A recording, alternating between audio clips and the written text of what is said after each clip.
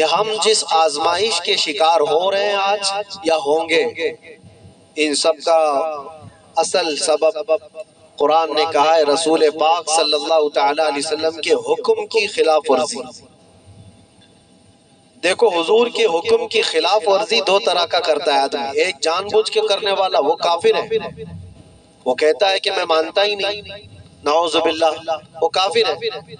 لیکن ایک انجانے میں کرتا ہے، وہ حضور سے محبت تو کرتا ہے لیکن نفس کبھی غالب ہے، شیطان کبھی غالب ہے، سستی کبھی غالب ہے، جس کی وجہ سے ان احکام کو عمل نہیں کر پاتا، لیکن نقصان وہ بھی اٹھائے گا، وہ بھی اٹھائے گا۔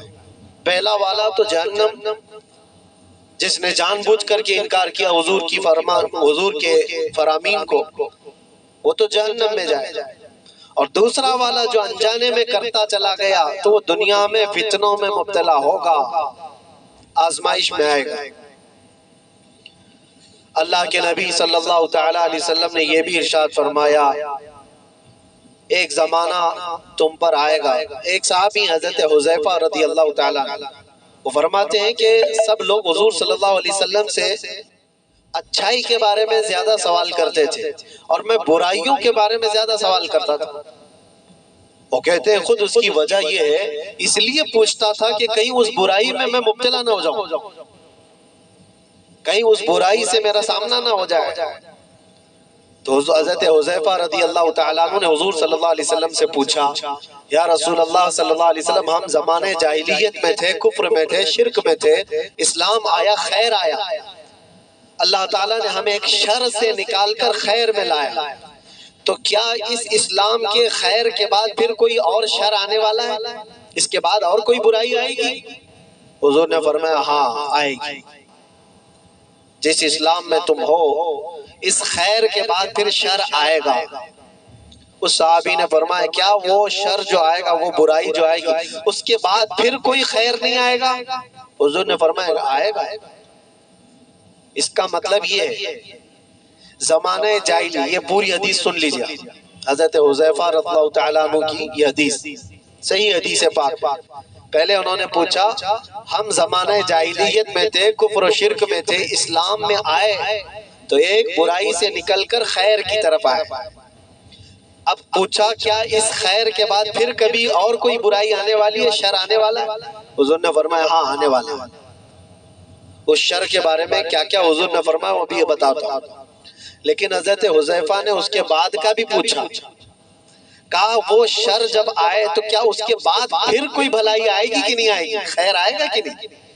حضور نے فرمایا ہاں آئے گا۔ اس کا مطلب یہ ہوا کہ ہم جس زمانے سے گزر رہے ہیں ہو سکتا ہے یہ شر پہ شر، شر پہ شر آ رہا ہے، لیکن میرے نبی کی بشارت کے بعد یہ سارے شر کے بعد ایک خیر آنے والا ہے، اس سارے شر کے بعد ایک خیر آنے والا ہے۔ یہاں تک کہ حضور صلی اللہ علیہ وسلم سے جب حضرت حذیفہ نے پوچھا تھا نا کہ کیسا شر آئے گا، ہم تو جہالت سے نکل کر کے اسلام میں آئے، یہ خیر ہے، اس کے بعد جو شر آئے گا وہ کیسا ہوگا؟ حضور نے فرمایا گا وہ ایسا ہوگا کہ لوگ مسلمان کہلانے کو بھی جھجکتے ہوں گے، اور کچھ لوگ اس کو مسلمان کو ایسا دیکھیں گے جیسے کسی چور کو یا زانی کو دیکھا جاتا ہے۔ وہ زمانہ آئے گا، وہ شر کا زمانہ، یعنی لوگ اس کو دکھا دکھا کر کے بولیں گے یہ دیکھو مسلمان جا رہا ہے، یہ دیکھو مسلمان جا رہا ہے، مسلمان ہونا تعجب کی بات ہو جائے گی، ایسا شر آئے گا۔ اور یہاں تک کہ حضور صلی اللہ علیہ وسلم فرماتے ہیں جیسے زانی کو لوگ حقارت سے دیکھتے ہیں، ایک سچے مومن کو ایسا دیکھا کریں گے۔ یہ زمانہ آئے گا، تم شرمانا مت کہ لوگ مجھے اوپر سے نیچے ایسے تاڑتے ہیں، اتنا گھورتے ہیں، اتنا دیکھتے ہیں۔ تم مومن ہوگے تو دیکھیں گے ضرور، اور دیکھے جاؤ گے تو ان کے دیکھنے پر میں اپنا امامہ کیوں اتاروں، ان کے دیکھنے پر میں اپنی داڑھی کیوں نکالوں، بلکہ وہ گھور گھور کے ہمیں بتا رہے ہیں کہ ہم مومن ہیں۔ وہ شر کا زمانہ آئے گا کہ لوگ تعجب سے دیکھا کریں گے مومن کو، تعجب سے دیکھیں گے اور تانا بھی ماریں گے کہ یہ دیکھو بڑا مومن بنتا ہے، یہ بڑا مسلمان لگتا ہے۔ ابھی وہ زمانہ اتنا زیادہ عام تو نہیں ہے لیکن نمازیوں کو تو تانا دیتے ہیں، ٹوپی والوں کو، داڑھی والوں کو، امامے والوں کو تو تانا دیتے ہی ہیں۔ حضور کی سنت پر جو آتا ہے اس کو نہیں لوگ مذاق میں لینے لگ جاتے ہیں۔ یاد رکھنا، کفار و مشرکین جو مذاق کر رہے ہیں وہ تو جہنم میں جائیں گے، لیکن کوئی مسلمان اگر حضور کی سنتوں کا مذاق کرے گا تو دائرہ اسلام سے خارج ہو گیا، اس نے کفر کیا ہے۔ حضور پاک صلی اللہ تعالیٰ علیہ وسلم کی سنت کو ہلکا جاننا کفر ہے۔ اب سنو، اتنا ہی نہیں، اس شر کے بارے میں حضرت حذیفہ نے جو پوچھا تھا، یہ خیر کے بعد جو شر آئے گا، برائی آئے گی، وہ کیا کیا ہوگی؟ حضور نے فرمایا ایسا ہوگا کہ ہتھیلی پر انگارہ لے کر کھڑا ہونا آسان ہوگا، مسلمان بن کر کے رہنا اور مشکل۔ شر کے بعد کوئی خیر آئے گا کہ نہیں آئے گا؟ حضور نے فرمایا کہ ہاں آئے گا، جب پوری دنیا میں اس طرح کا ظلم عام ہو جائے گا، اللہ امام مہدی کو پیدا فرمائے گا، یہ خیر کا زمانہ ہوگا، یہ خیر کا زمانہ ہوگا۔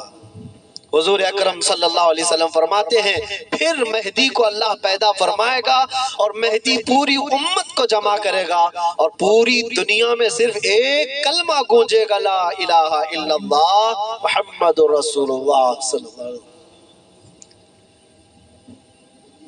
یہ حدیث پاک میں نے پوری سنائی جو حضرت حذیفہ رضی اللہ تعالیٰ عنہ سے مروی ہے۔ اس شر کے بعد ایک خیر آنے والا ہے، لیکن اس خیر کے آنے تک ہمیں انتظار تو ہے، یہاں تک کہ لوگ بھول چکے ہوں گے دین کو۔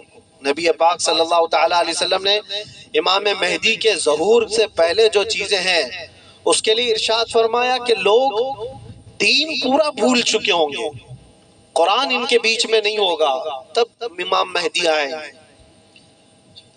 دعا تو ہم یہ کرتے ہی ہیں کہ اللہ تعالیٰ امام مہدی کا زمانہ عطا فرمائے۔ ہر ایک کی خواہش ہے جو امام مہدی کا ظہور اور تذکرہ سنتا ہے، وہ ایک پرچم تلے پوری دنیا جمع ہوگی، وہ دور کیسا ہوگا؟ اس چیز کے لیے تمنا تو سب کرتے ہیں، لیکن دعا یہ بھی کرو اس دور کے پہنچنے تک، یہ جو شر کا زمانہ، یہ جو فتنوں کا زمانہ ہے، اللہ اس میں صبر اور استقامت عطا فرمائے۔ جو اس میں سے بچ کر نکلا وہ ایمان والا ہے۔ عزیزان گرامی وقار، آج کے حالات میں اور حضور اکرم صلی اللہ علیہ وسلم نے یہ بھی فرمایا لا تقوم الساعة حتى يخرج 30 دجالون 30 کذابا، یعنی حضور فرماتے 30 کے قریب دجال آئیں گے۔ وہ جو کانا دجال ہے وہ بعد میں آنے والا ہے، وہ حدیث وہیں تک ختم نہیں ہوئی۔ حضرت حذیفہ کی جو حدیث ہے، پھر سے شروع سے میں آپ کو بتاؤں، انہوں نے کہا ہم کفر میں تھے، جہالت میں تھے، اللہ تعالیٰ نے انعام فرمایا اور ہم خیر میں آئے، اسلام میں۔ تو یا رسول اللہ اس خیر کے بعد کوئی شر ہے؟ حضور نے فرمایا ہاں اس شر آئے گا، میں نے بتایا شر۔ پھر امام حضرت حذیفہ نے پوچھا اس شر کے بعد پھر خیر آئے گا؟ حضور نے فرمایا ہاں آئے گا، امام مہدی کو اللہ تعالیٰ مبعوث فرمائے گا، پیدا فرمائے گا۔ پھر حضرت حذیفہ نے فرمایا وہ خیر کے زمانے کے بعد پھر شر آئے گا؟ حضور نے فرمایا ہاں اتنا شر آئے گا کہ قیامت آئے گی اور تم رب سے ملاقات کرو گے، یہ آخری دور ہے۔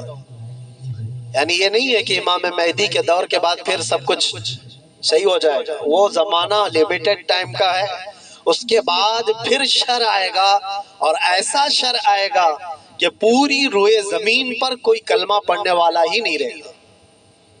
قیامت ایمان والوں پر نہیں آئے گی، اتنی بات یاد رکھو، پوری روئے زمین پر ایک بھی ایمان والا ہوگا تب تک قیامت نہیں آئے گی۔ قیامت صرف اور صرف کفار و مشرکین پر آئے گی۔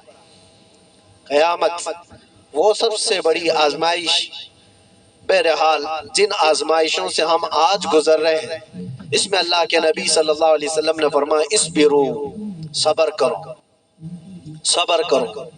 صبر دو قسم کا ہے، صبر علی المصائب، صبر علی المعاصی۔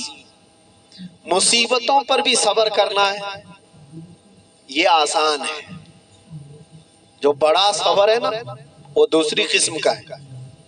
حضور پاک صلی اللہ علیہ وسلم نے فرمایا صبر کرو، صبر، مشقت آئی، مصیبت آئی، کوئی اس طرح سے گھر گیا پریشانیوں میں کہ نکلنا مشکل ہے، یہ سب اس کو کہتے ہیں صبر علی المصائب۔ مصیبتوں پر صبر کرنا یہ چھوٹا ہے، اور بڑا صبر کیا ہے؟ خواہشات نفسانیاں اور گناہوں پر صبر کرنا، یہ بڑا صبر ہے، یہ بڑی آزمائش ہے۔ دنیا تمہارے سامنے سب اوپن کر کے لائے گی، ہر چیز کھول کر لائے گی۔